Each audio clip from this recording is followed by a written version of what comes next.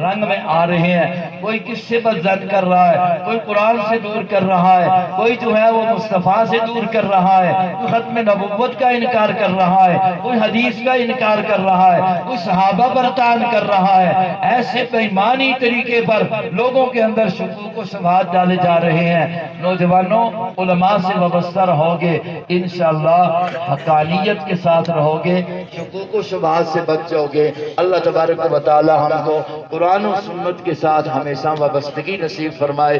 جہاں جو قرآن و سنت کی علماء کی یہ میں آج یہ محبتیں اور آپس میں مل جل کر بیٹھنا، علماء کونسل کا ان کا قیام اور آپس کی یہ جوڑ ان نوجوان علماء کا یقیناً دیکھ کر مجھے اپنے اس علاقے کی فضا، اپنے استادوں کی بنائی ہوئی علاقہ چھچ کی نظر آئی ہے، اور اس پر بڑا دل خوش ہوا ہے کہ وہاں اپنی اپنی تنظیم میں علماء ضرور کام کرتے ہیں۔ جس کی جو ترجیح ہے، سپاہ صحابہ کی ترجیح ہے وہ بھی ٹھیک ہے، اور ختم نبوت کو ترجیح کے ساتھ رکھا ہوا ہے وہ بھی ٹھیک ہے، اور جمعیت علماء اسلام سیاسی میدان میں کام کر رہا ہے وہ بھی ٹھیک ہے، جمعیت اشاعت التوحید و سنت توحید و سنت کا کام کر رہی ہے یہ بھی ٹھیک ہے۔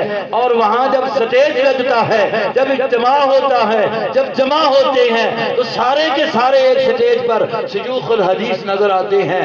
یقین کریں وہاں پر 45-46 سال اس علاقے میں گزرے، ایک عجیب میدان نظر آتا ہے علماء کے اتفاق کی وجہ سے، اور ایسا غلبہ نظر آتا ہے۔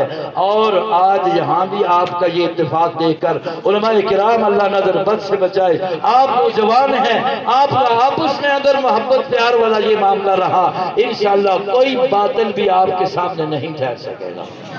ضرورت اس بات کی ہے کہ آپ ایک ہو کر جس مسئلے میں دین کا کوئی ایک شعبہ نہیں ہے، دین کا کوئی ایک شعبہ نہیں ہے، ہمیں ہمارے اساتذہ کرام نے یہ سبق دیا ہے، جس شعبے میں کام کر سکتے ہو کرو ضرور، لیکن یہ نہ کہو کہ صرف دین یہی ہے، دین کے ایک شعبہ نہیں۔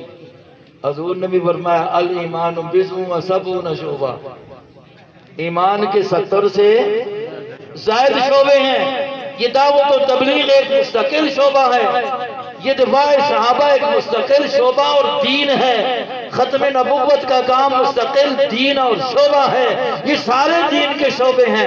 یہ بیٹھ کر اللہ کا قرآن پڑھانا، بیٹھ کر یہ نورانی قاعدہ پڑھانا، بیٹھ کر یہ اس اغوجی پڑھا کر ایک شخص کو اس بات پر تیار کرنا، نہ پڑھا کر تیار کرنا اس کو قرآن آ جائے، اس کو محمد مصطفیٰ کی حدیث آ جائے، یہ بھی دین کا شعبہ ہے۔ اور دعوت و تبلیغ کے لحاظ سے مقرر بن کر اللہ کی رضا کے لیے لوگوں تک قرآن کا پیغام پہنچانا یہ بھی دین کا شعبہ ہے۔